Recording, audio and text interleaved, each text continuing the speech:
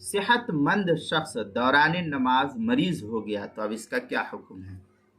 چنانچہ اگر کوئی صحت مند شخص کھڑے ہو کر کے نماز پڑھ رہا تھا کہ درمیان میں اس کو ایسا مرض لاحق ہوا کہ وہ کھڑے ہونے یا رکوع سجدہ کرنے حتیٰ کہ بیٹھنے پر بھی وہ قادر اب نہیں رہا، تو اس کے لیے حکم یہ ہے کہ جس طرح بھی بیٹھ کر یا اشارے سے نماز پوری کرنا ممکن ہو وہ اسی صورت میں نماز کو مکمل کر لے گا۔ چنانچہ در مختار میں ہے وَلَوْ عُرِضَ عَلَيْهِ لَهُ مَرَضٌ فِي صَلَاتِهِ يُتِمُّ بِمَا قَدَرَ عَلَى الْمُعْتَمِدِ۔ اس طریقے کی عبارت جو ہے در مختار شامی میں ہے وَلَوْ قَائِدًا